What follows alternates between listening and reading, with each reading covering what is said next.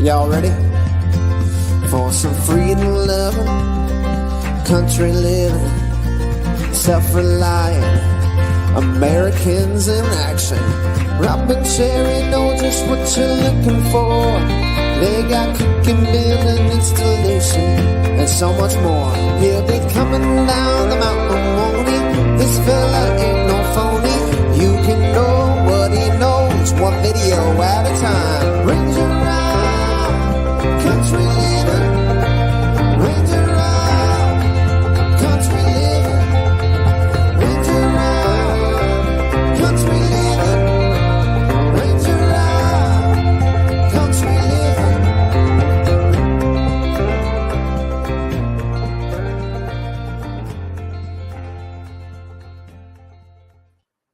I just had to create a song you just can't get out of your head. Right? Yeah, you're Hi, just... Lucy. Hi, Mom. We've had Lucy on the screen for about a minute before the show came on. It's like, okay. Oh, man. So welcome to the RangerRob Country Living Podcast. Yes, you too can enjoy this show for only $18.99. Oh my God. So hey guys, this is an audio podcast too. So if you listen to podcasts on your cell phone, just use your software that you you use for your podcast. Type in RangerRob Country Living Podcast, and our podcast will come up, and that will give you a chance to listen to all 88 episodes all night long, over and over and over and over and over. I guess that's one way to go to sleep.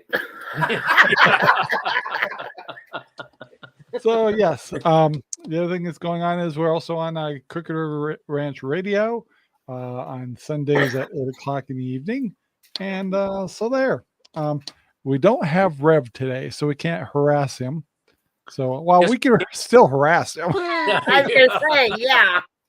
So today we have kind of a couple of things to talk about.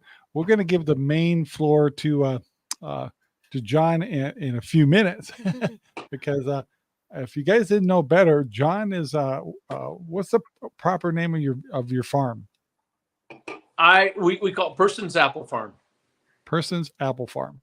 So anyway, this is his time of year where he's pulling apples and processing and stuff. And I actually want to go through the process with him. And so if you're interested, if you have apple trees at home and stuff, and you're thinking about making cider and things like that, this is a show for you because John's going to cover some of that stuff and hopefully little recommendations, things he's learned, the good, bad, and the ugly. And yeah, so, but before we do have some little subjects we're going to take care of, and then we're going to go into apples. And the first thing, before I give up on the apples is, before I started the show, the first thing I got literally yelled at by Debbie. Says, you put the wrong apples up there. I have those apples. See? Oh, save him. See how you are, John. I have about nine different varieties of apples on my. All I know is when I see your podcast, I mostly see green apples. So I just like green apples. I always see the red and what, cream color? I don't know what you call it. Yeah. I've got. And you're wondering why I'm stressed out. It's Debbie. Love you too, brother. So anyway, before we get going with the apples, What are you looking for? first of all, how many piglets do you have, Debbie? Let me see. Do I have enough fingers? Zero. Zero. Nope. Well, I figured it out. You did. Kinda. Because I dug out the papers from Steve Sparks, and he said that they were bred between May 15th and July 22nd. That's quite a window. Yes, it is. But if you see my pig, her belly is pretty big and her nipples are starting to drop. So it's piggy watch. Same here. So my pig is from the same person, and so we're in the same window. So yeah, I mean Penny, she is getting plump, and yeah, I just can't tell what day for sure, but anyway, she's looking good and healthy, and she's gonna have some pretty pigs because she's got all the IPP markings as a real good breeder, and then of course your sow is her boyfriend. It's And a he's got damn Amazon. he's got really good markings. So yeah, they're gonna be gorgeous pigs. Yeah, I think so too. Yeah, and Rosie's just jumping all around the pen. I mean, she's just running here and there. Every time I go down there. Yeah. You know, just from a third-hand perspective, the all the pictures from when you guys got them, I know you see them every day and everything like that, but when I see them on film or on TV or YouTube or whatever, quite a difference in those pigs. Yeah. So, something's going on. Yep. We So, feed him good. well, Well, they have. I think a lot of it too is they have more room to roam, and it's not just all powdered dirt. And there's shade and constant water. And no competition for food. They really, I mean, she waits until I dump it in there. Then she goes and eats. Yeah, she backs up for you. But yeah, they're the most. I think out of all the pigs we've ever had, these two are the friendliest. Did Steve have quite a few pigs over there? actually, No, they no. had all of our three, and then 6 four He had- babies. He had Four babies. feeders over there, but that's it. So I think he was pretty much just getting rid of his herd, and Yeah, that's trying just to reduce the stress. the liability, and the stress. And, How's have you heard? Hopefully he chimes in maybe. But have you heard how Steve's doing? well, when we saw him, I he was texted him a couple times. I've emailed him. I've sent him pictures, and I've never got a reply back. Gotcha. Well, no, let me take that back. That's not true. The first time I sent pictures with the pigs in their new home, he did reply to that. But after that, I haven't heard anything from him. Yeah, I haven't actually tried. haven't shot him any notes either. I tried to keep communication, but he just doesn't reply. Just curious how he was doing. Hopefully he's doing well. That's all. Well, I mean, they really went through a lot of medical stuff this year. Yeah, and he seems like he's doing good. I seen a few of his posts, Oh, good. and he had one post that kind of made me crack up. He said he hadn't been posting his daily activities, so he went through and posted everything he did that day. It was pretty funny. You should go look him up on Facebook. Oh, I wouldn't do justice saying how he put it. It was pretty funny. I will do that. But I think yeah, the other thing, I think he's thing doing with us, better. staying the subject of piggies real quick, is I'm my next video I have a little bit about it too, but I've been doing now I go blank on the word. Fermenting. Thank you. We're talking about it on the show. Yeah. That kind of convinced me I'm to go thinking of into it. apples, but I know you're thinking of pigs. Yep. That's actually that's kind of the chain of events where I was talking about apples with people last week. Not on the show, but anyway, so the fermenting has been interesting. It took me a little bit to get Maggie started to eat because it was like, what's going on here? I'm used to the pellets. Anyway, but now she loves it, and Good. and then she just gets filthy every day because she gets because with her food being wet, it's like oatmeal. So her face, her nose, her ears, her whole face. So is how just long are covered. you fermenting it for? So far, it's usually a half, the day, so morning to afternoon. But I've just added more buckets to the process, so I'm going up to 24 hours. I was So going to say, I had to is get that them. long enough? I had to get them used to eating soft food, Yeah. and so I'm past that. So anyway, the ultimate goal is actually get it up to 2 days, but To say they two. say you can go up to 3 days. Jack. But Yeah, two. and we got Jack, Victoria here, and Lucy, and some other folks, and of course Abby in the background. Stop it.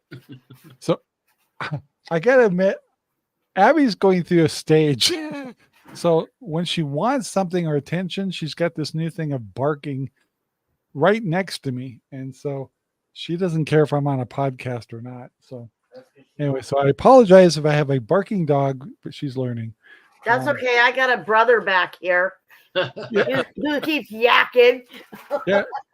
If you look really carefully, he's got a hole in his pants.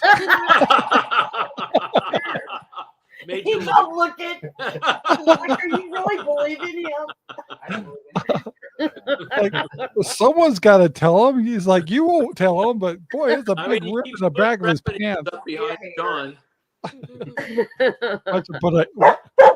Why don't you put an apron on? An apron. He said, "Watch you put an apron on." Yeah, that's a really big rip in the back. I know where you live. Let's see. The other thing that's going on is, let me think. Debbie. Don't hurt yourself. It's true. Oh, now I get harassment. You asked for it, buddy. I can't save you. That's right. The least thing you do is invite me Welcome over to my dinner. world. So you just got your chickens out of your house. All right. Don't even raise your hands, because what I'm about to say yes is all on you. I have 9 more coming. 9 more chickens. Like Like that puts chicken. you into like Chicks. the 50 Not even work. some odd chickens now, Probably isn't not. it? I have 52 right now, And Oh, counting the 9. plus my 2 babies. First time hatchers here. Mama hatched them. So yeah, And now 54. the 9 that are coming, is that part of the count? No. So we're talking 60 now. I think you have a problem. I think you need therapy, Debbie. But it's not all me. Most of it, yes. But he puts his 2 cents in there too. Okay, well, John's is about 5 or 6 chickens, and all the rest are yours. You Yeah. can blame it on And John. plus All the rest- John built all these coops. He deserves at least 9 chickens. Okay, There so you go. when I go to the store with John to get 2 birds and go get the stuff for their water, I come back with 8 birds in a box. Tell me whose they are. God. You are Yes, not it's- innocent, buddy. It's funny, he's saying a lot, but not saying a word. Oh, I will get you for that, Rob. Trust me. Now, last but not You're least, I supposed to want be to bring picking up. on John. You know I'll get you back. So, last thing I was going to bring up is we may, for the very first time, getting our first frost tonight. Really? Yeah, So, Yeah, it's supposed to drop down to. it was cold all day. so, they upped it a little bit, but it was showing. I'm looking at my phone, guys. 36. It's Wow. showing 34 on mine for Crooked River Ranch, but it was 30. So anyway, there's a slight chance we might skim the old first frost day. Yeah, when I coming. looked at that this morning, it said 34. Now it says 36. Oh, well, someone's fibbing. But we're getting really close to the frost time, but I think our temperatures are going up again a little bit. So Yeah, night temperatures are going up, back up to 60s, 51s per night. 47. 51? 60. Well, no, 44. Oh, I'm sorry. okay, hold on here. Now you got me curious. Now I got 42. tonight's 36, tomorrow's 44, 47, 51, 44. So it's kind of You bouncing. guys But got then fun. back down Friday and Saturday, it's back down in the 30s. Wow. But we're starting to get rain. We had rain today. Yes, And we did. and yesterday. Yep. No, So I wouldn't call that rain. I know. yeah, I but would call that a couple drops. There's a little bit of if we keep this up, my My dogs are being a pain. Keep this, my drain fields and stuff will all start turning green, which would be good for the piggies. So Yeah, anyway, it's about time to put grass on it. today I wanted to give John, and he could go as long as he wants or as short as he wants, and we all have to participate with our questions and stuff. Oh, Is no, that's- John Pearson? How can they get a word in? We're talking about the other John here. Oh, Don't you have to cook? Oh, you talk about Rob. So, by the way, that's Debbie's brother. So, super nice guy, and I've always enjoyed his company. So, but I've never had a chance to harass him on the show. He's being so nice to you. He keeps putting rabbit ears above John's head. I know. that's why. Oh, I'm just You're putting kidding. rabbit ears above John's head. Well, anyway, John Pearson, you now have how many apple trees? I have close to right at about 50 apple trees. 50? Yeah. Oh wow! Now these apple trees have been around a while too, haven't they? The earliest ones on the property were I don't like to call them old because they were planted in '64, which was a fantastic year. So By they're the way. mature. So I like to You're call just them a baby. I mean, they're just about ready to get it. If you know what I mean. He doesn't yeah, even have to ferment them; they're so old. The earliest Yeah, ones are. he hasn't turned that corner of 60 yet. No, I haven't either. I'm talking about I'm you. holding on to these last few sweet days. But yeah, I was born in '64. My trees, the oldest trees on the property were from '64. Wow. So now how many variations of apples do you have amongst these 50 trees? And I was told when I bought the property, I have 9, of which I can't name all 9. I can name a few, but I have nine varieties of trees, is what I was told. And what's your favorite? My favorite is actually the Gravensteins, which when you go into the store to buy Gravensteins, wait, you can't. Generally, they don't sell Gravensteins in stores anymore. But the Gravensteins are, you get them in farmers markets and stuff like that. But my favorites are the Gravensteins. Why? The size, the flavor, the juice, Texture. everything about it. And they all decided when they want to go, splicing genes and stuff on apples and trying to improve the Gravenstein or improve on it. It's just the best apple. I like Gravensteins. Which ones does Mindy like? What do you think, man? Oh, I like Fuji's. I'm with Fuji's. I have one Me too. Fuji. I'm with her. I like Fuji's my favorite. Yeah, I know. Your guys. I like the Gavestines too, though. Pink lady. Yeah, Graven. Do you have pink ladies? Golden Delicious. We don't know. I don't have any pink ladies. Now I'm gonna get some pink ladies because I have a friend down in California who. Did you get any pink ladies? Do you have any pink ladies? I can plant some pink ladies. They're the trees that are available, when winter comes and the bare roots and all that kind of stuff. I can get pink ladies. I don't have any here.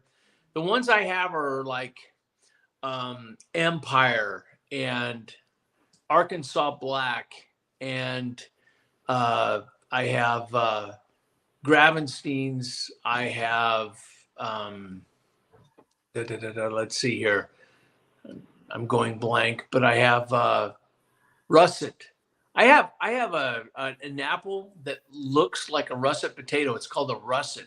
It is amazing. It's an amazing apple. And you never go to the grocery store and go, hey, do you have any russet apples? You know what I mean? They'll hand you a potato. I have crab apples, a couple of crab apple trees, and I have I have the Red Delicious, the Gold Delicious, and those. I'm trying to think of all the different ones that I have, but off the top of my head, those are the I have Granny Smith's. I don't know. So we're probably at about 6 or 7. There's a couple of them that I don't have off the top of my head. And what I really need to do is I need to take branches from all of my trees. There's a society up here that you can bring your stuff to them and they'll tell you exactly what they are. Now, do they all ripen at the same time? No, they do not. So I have a running crop most of the year. I have apples that ripen from early July all the way to December. Wow. And I also have one that's kind of I call it a ghost apple. I don't know if it's a ghost apple. It's a super translucent, kind of a mealy texture. Super good for applesauce. It is a thriving tree, and it's like nobody wants those apples, but they're cool, and I incorporate them into my cider, just because. So, yeah. So, with these 50 trees, what's it take to maintain them every year? It's actually a little bit of work. What I do is I have a list of trees here at my property that I trim them back every other year. So I have a list of trees of which ones that I have trimmed this last year.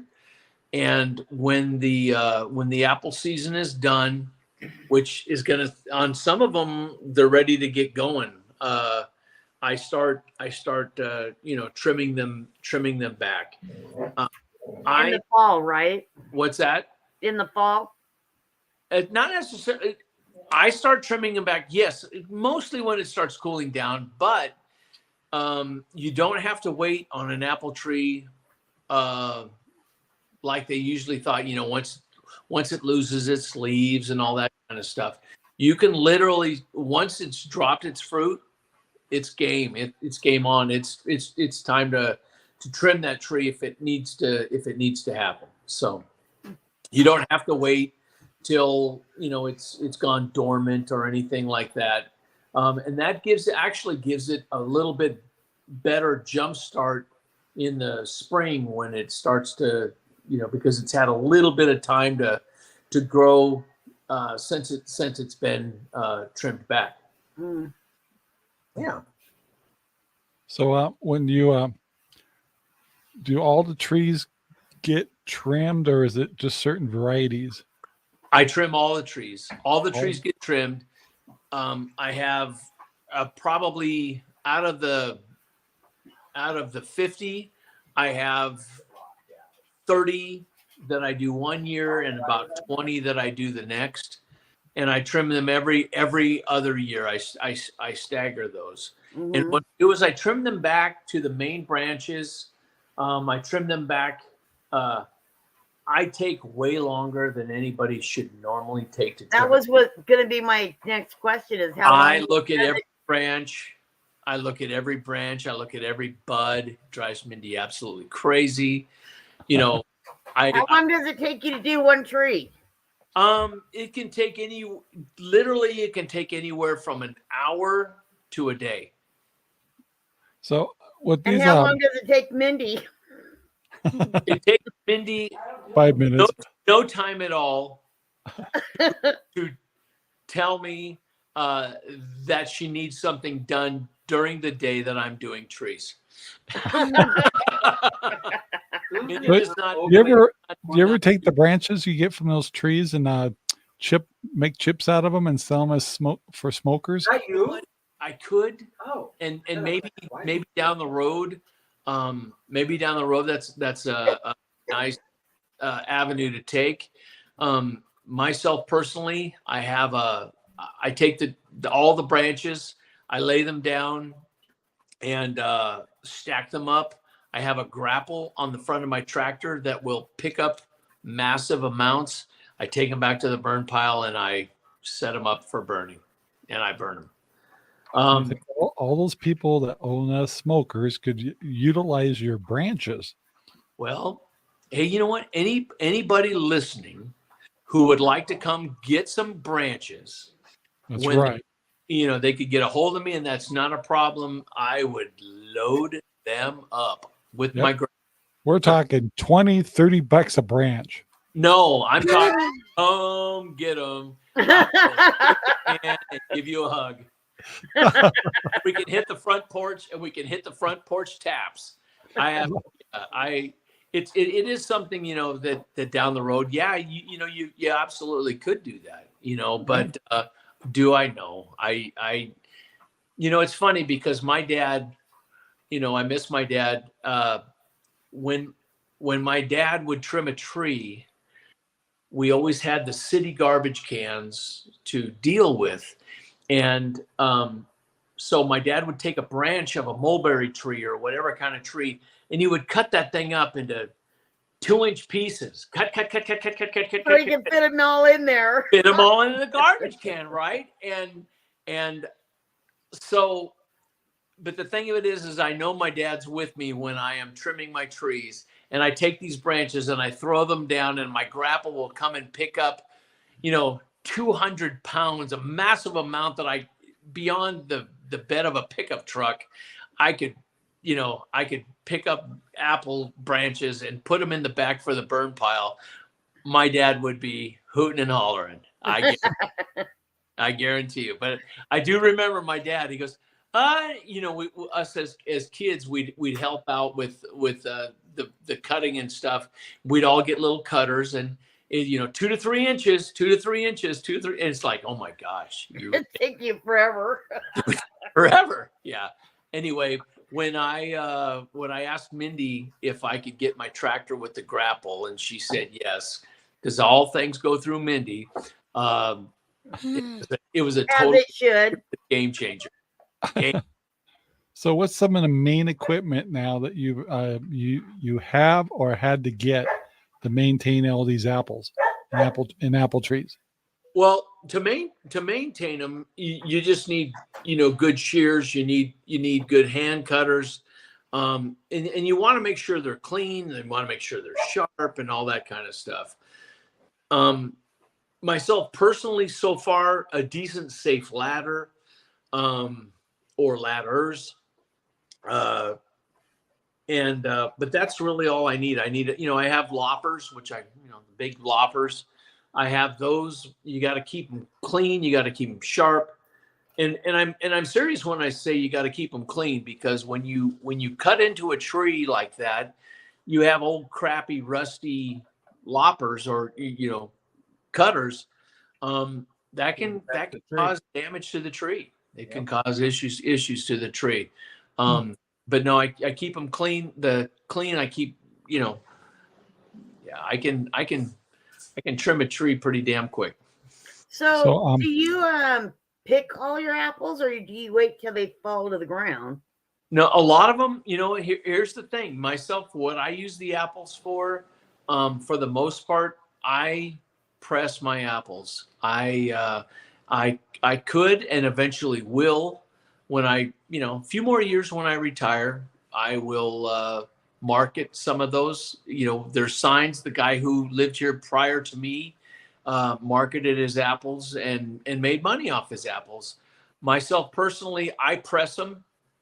I enjoy a nice cider, hard cider. And so I press a lot of mine. There are people who come by and get them. There are people who come by and pick them. I generally let the pressed apples fall to the ground, the ones I use for pressing. And the reason being is because I know the sugar content is at its highest, it's at its peak. But tell them about your apple picker-upper. My mom. That's so funny. Love you, Mom. Anyway, but I let them go to the ground. Now, at a certain point, I start picking, like my Gravensteins right now. I still have a few hangers on the tree. Gravensteins are generally done by the middle of August, end of July, middle of August. I still have some this particular year that are still hanging on the tree. I have gone and grabbed those and got them done. I have myself personally, for the apples that I use, I have pressed enough to where I have close to 60 gallons of cider. Wow. Myself personally, I don't need much more than 60 gallons of cider for a year. And that's includes entertaining and what have you. And so from this point, and the way in which I'm dealing with my apples right now, I have an agreement with Wildcraft Cider Works, which is a cidery here in Eugene that does hard cider that I've been very involved in, and that's where I had the Wildcraft Cider Works and everything like that. That I had my cider, Person's Apple Farm cider, done with. But anyway, they come out, and at this point they're picking the apples. I'm done. They came out the other day, spent one day out here, and on the one day, just on the ones that were on the ground and just the ones that were ripe and ready to go, they got 1,200 pounds. Wow. Yeah, and trees are still loaded. They're still loaded. So Wow. there's lots of apples. You guys want to come out and do an apple press? Let me know. We'll make you some juice. I'm in. Yeah. I don't know. That Actually, was the benefit of going to his house for his birthdays. I got to sample some of his cider. Pretty soon, I just sat in the corner and said, "Hell with his birthday! I'm just going to drink this stuff." There you go. There you That was go. pretty good stuff. Yeah, I'd love to come out and spend time with you and Mindy. It'd be fun. It'd be super fun. Super fun.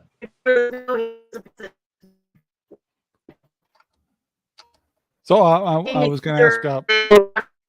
Oh, wait a minute, we're cutting out a little bit. Say that again. I said maybe after our trip to go to Montana, and see if Amy's kids are available and take a weekend out there. Yeah, Sounds like, unfortunately, Debbie, your talking is coming out like somebody with one of those throat. A trip. Are you guys going to Montana?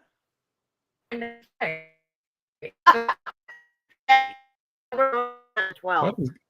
We're taking John's mom, who just passed away, over to Montana. Oh, yeah. Gotcha. Well, like I said, we have there's plenty of places for RVs, plenty of places to park, and plenty of food, libations, and fun here. You guys are always welcome. Thank you. Yeah, I'd really like to meet you guys. It'd be fun. In person. Yeah, I agree.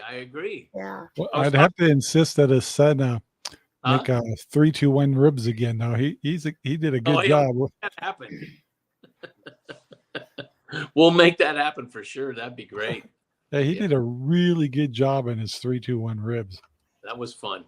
That was a lot of fun. When you're maintaining your trees, also, is there anything you have to do with the trees on the ground, as far as do you always have to keep the lawns mowed? Do you have to do anything special, mulch them, anything like that? Around the trees when the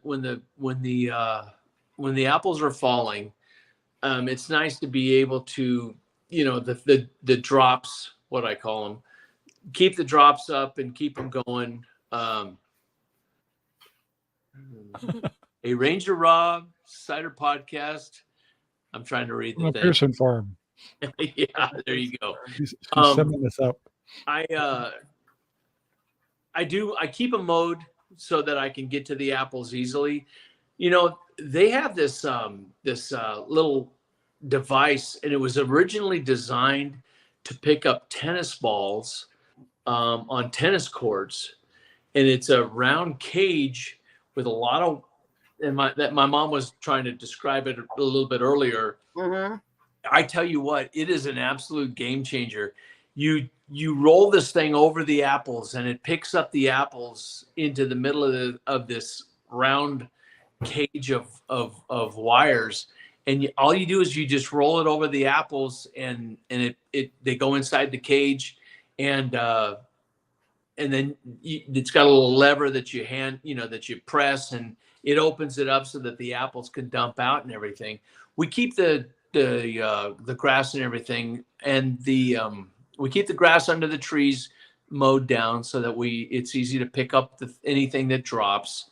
The ones that we don't pick up, though, the ones that I take to the back are the ones that I have a serious deer problem here. We're not fenced with a tall fence around the property or anything like that, so I have deer that come out, and they love the apples. And so you look around, and there is a single apple with one bite out of it, and I take those to the back. I have a huge pile in the back that the deer, that's their pile and all that kind of stuff. And so it's a lot of, they have plenty of food back there. I wish they would maintain it and keep it all back there, but they'll come up to the trees. This particular year on the trees, my trees are manicured in a way in which they come down so that you could get a mushroom. What's that? Kind of like a mushroom. Like a mushroom, yeah, and exactly, and to where you can pick most of the apples off a 6-foot ladder or no ladder at all, and the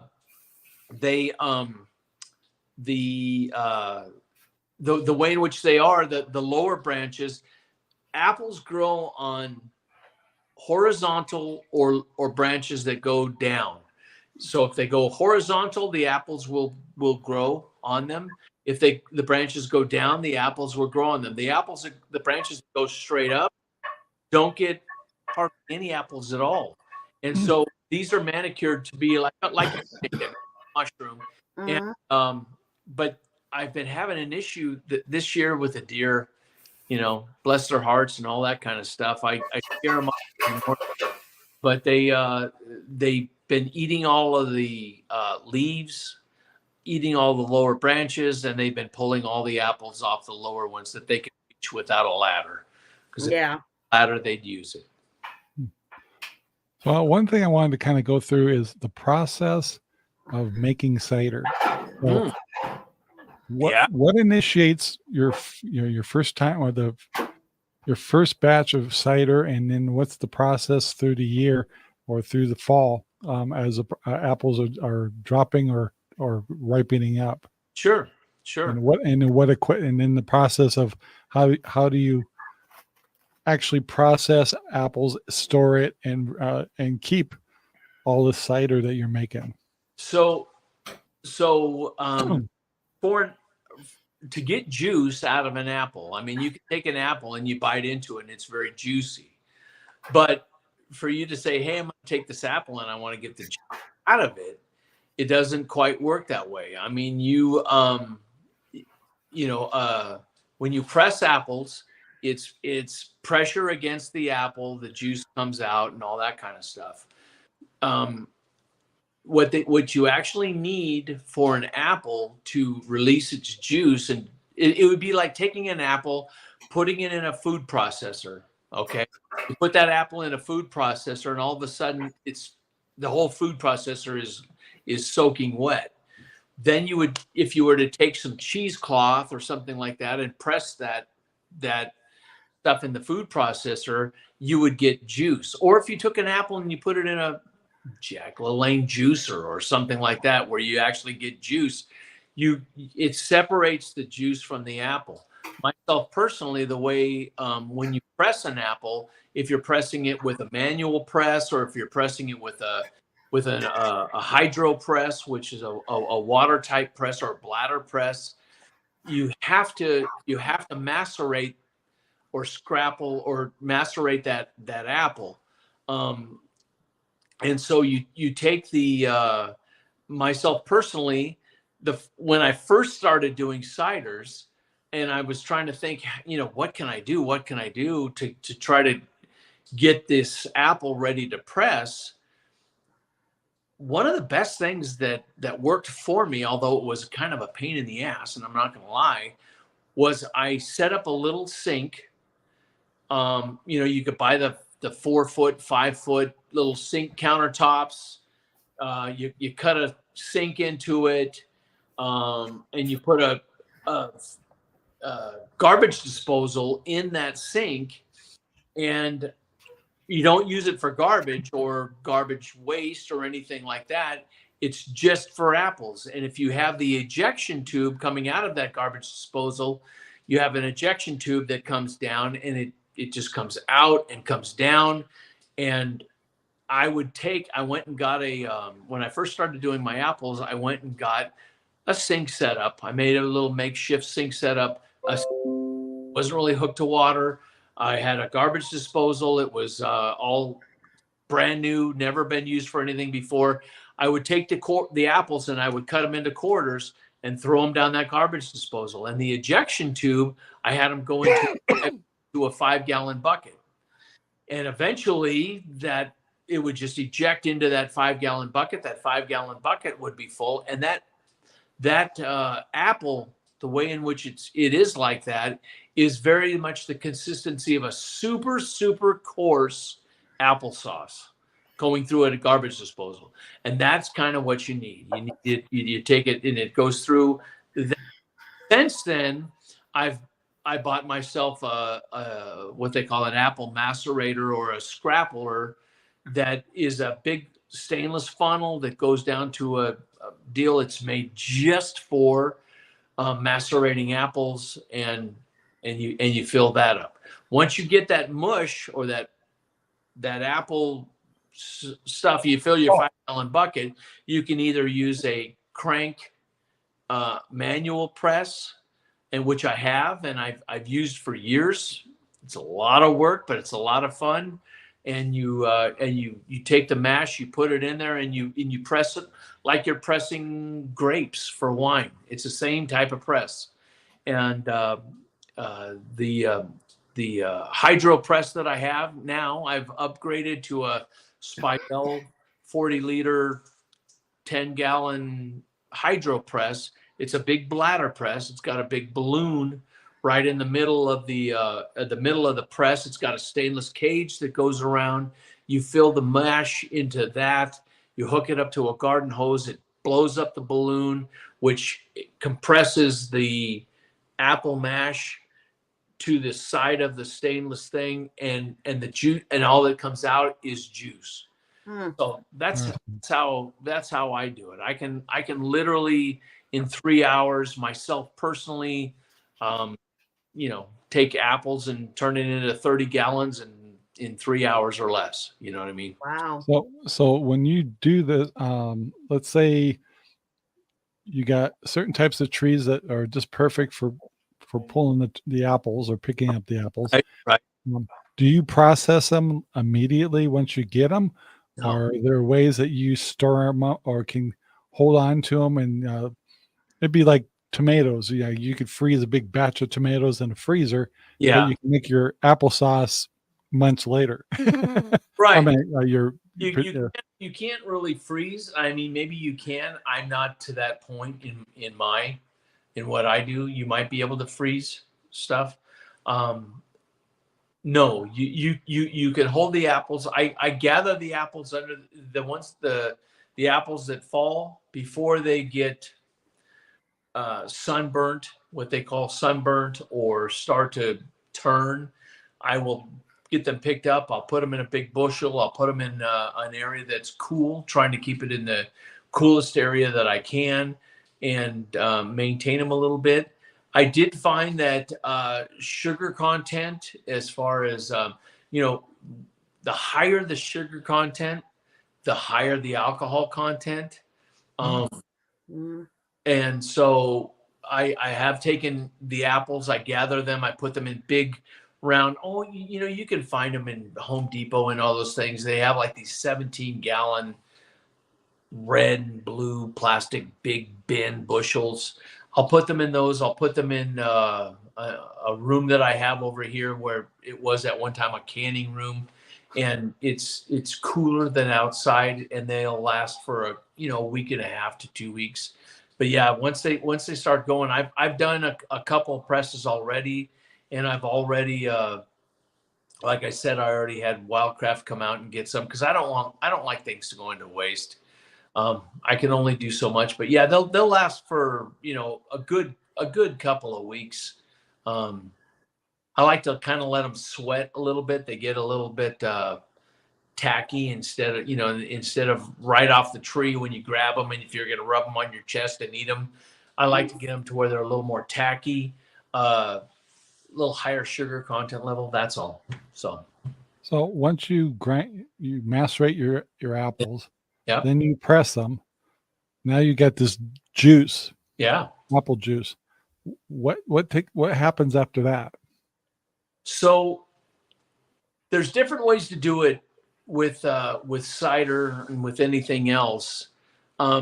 There's chemicals you can put into the cider to kill the natural yeast, so that you can add yeast and start the fermentation of the juice, if that's in fact what you want to do. If you take the juice and you press the juice and all that kind of stuff, you can heat it up and pasteurize the juice. You heat it up to, I think it's like 180. I have to check. Don't quote me on this. I think it's like at about 180 degrees. You heat it up. You can put it then into jugs, and you can have, delicious apple cider that's pasteurized and lasts for, quite a while in the refrigerator if you just want to drink it as good old apple cider, which is delicious. Myself personally, I take the juice. I used to throw these chemicals, these little the chemicals into the cider, which would kill the natural yeast. I would throw yeast, you pitch yeast into the batch, and then ferment it. I have found that on all fruit, apples and what have you, if you grab one right directly off the tree, you're going to look at it. Most people take and they rub it on their chest, or they rub it on their belly or whatever to get it nice and shiny before they eat it. But what you're rubbing off is the natural yeast that comes with the fruit. And so for the last 3 years, all I've done here is use the natural yeast that's off the apples naturally. So I don't pitch any yeast or anything like that. I've had fantastic luck with it. It's enough to ferment it down to where the alcohol content that I want, and that's how I do it here. I don't pitch anything. I just once I press it, I bring it in, I let it sit for a day. I filter it a little bit through some strainers. I put it into a large cauldron type thing, and I let it sit for 2 to 3 weeks. And when I let it sit for 2 to 3 weeks, after I'm done with that, I will what they call racking, or you transfer from one container to another, and you leave all of the what they call cake. I leave the cake and everything like that, which is the sediment at the bottom of the container. It stays in the original container, and I then rack it into another container for its secondary fermentation. The first fermentation is the primary fermentation. Then I rack it into the secondary. And then at that secondary fermentation, if I decide, hey, I would love to have a blackberry cider, I would love to have a plum cider, I would love to have a peach cider, I would love to have anything like that. At the secondary fermentation, when you rack it from the primary fermentation into the secondary, I will infuse juice and all that kind of stuff. There is enough residual yeast to start up all over again and suck up that additional sugar and infuse that into the cider. So when you go to add fruit into the second fermentation, yep. Do you do the same process for that before you do that? Before you add it? So if I go to, like right now, I have example, I went down to a local fermentation shop here in Eugene, which is Home Fermenters. Great place. That would have been my shout out if Rob would have done it. But He forgot. Sorry. and they sell a cherry puree that is a local Oregon grown cherry puree, straight. There's no additives. There's no anything. Mhm. I took a section or a 5-gallon amount of the last press that I did, and I put it in a carboy, which is a carboy is something that looks just like a water bottle. You know, when you go to a place and they've got the water bottle upside down and you can pour yourself a glass of water, and that bottle that's up on top of that. Yeah. Okay, so that is the same thing as what they call a carboy if it was glass. And I have one of those. I put 5 gallons, and they're good for 5 gallons. I put the cherry puree in that, and then I put I put additional. Oh, there you go, Rev. Come on, Rev. Come on. Anyway, you put the cider in it. And what it does is there's still residual yeast in the in the fermentation prior to going into secondary fermentation. There's still a little bit of yeast there, and it's like, okay, we've done everything we can, and so you put it in there, and you're either going to put it in there to clarify it, make it clearer, or you're going to put it in there to add it to something. And I like to add it to something else, and that fires it off all again, and it makes that yeast go, yeah, more sugar, more sugar, more sugar, and it does it all over again.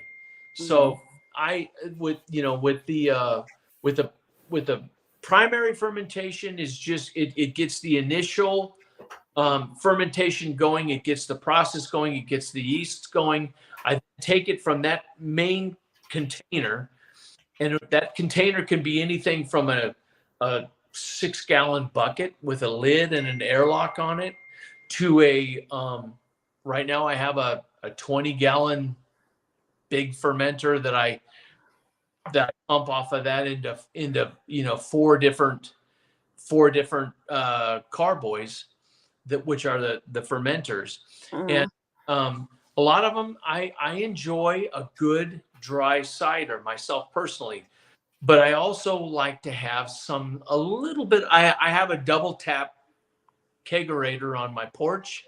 I like to have something that's just a nice dry apple cider, and I like to have something that's infused with something else. And so that's what I do is I will infuse those. And when I infuse them during the secondary fermentation. Mm-hmm. Yeah.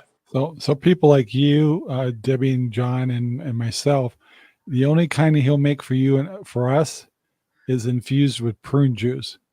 What the hell? I'm gonna tell you something. Hey, Rob. Hey, Dr. Rob. Listen, prune juice is nothing but plum juice. And That's plum right. is absolutely delicious. It is actually. I get to try it. I think that's the one you gave me. Cruising, Rob. Yeah. So oh my gosh. So once you get all this stuff processed, then how do you control the alcohol level? Well, there are things that you can put in. So you use a hydrometer.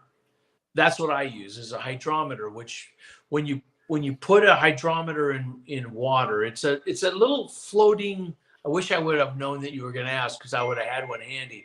You put it in whatever liquid it is that you're looking to see what the sugar level is, and it'll tell you what your sugar level is. In other words, if you take a jar of water, a hydrometer will go to a level that's at 0.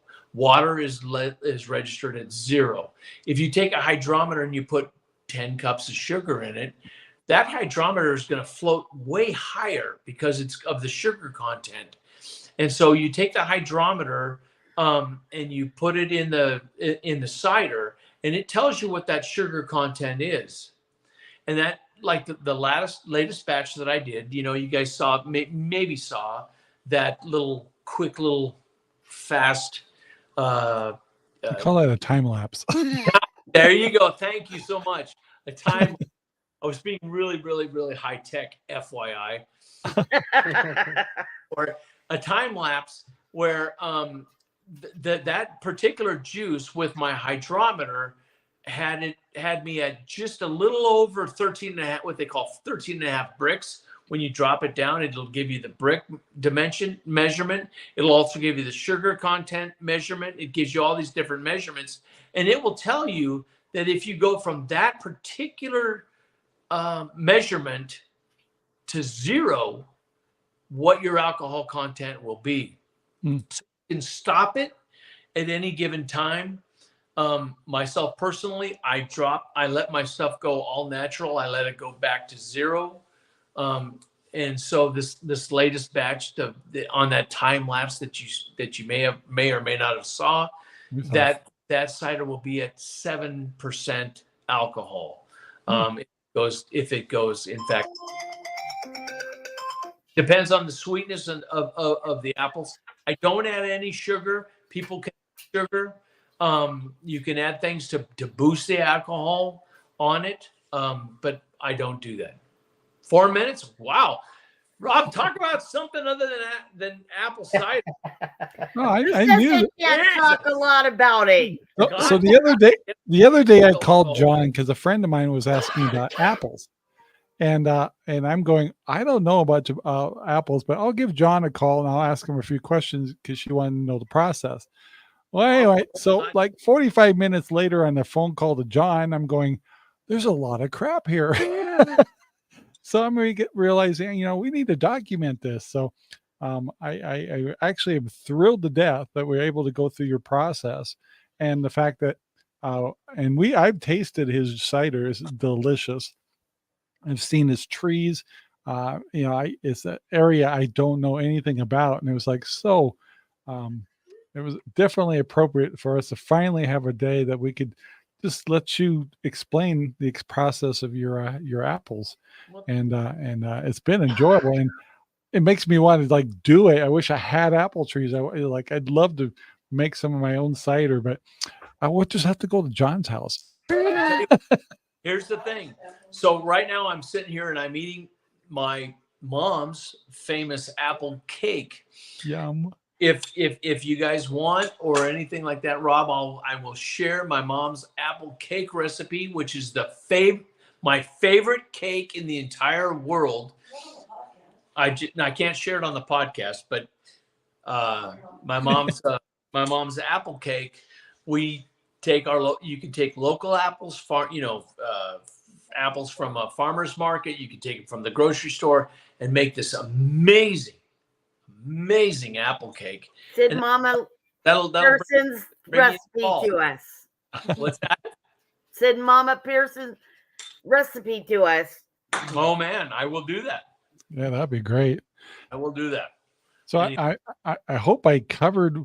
Was there any main things in the process that I might not have asked about, or? No, you're pretty thorough. Good.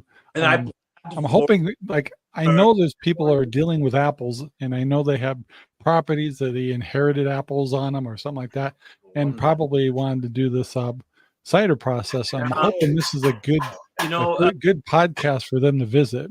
Yeah, here's one thing you can do. Look for a local fermenting shop. If you have a bunch of apples, they will rent. Most fermenting shops will rent macerators. Most fermenting shops will rent presses. They might be a manual press. They'll talk you through it. It's very, very economical and a lot of fun. Yeah, sounds good. All right, guys, we got to wrap the show up.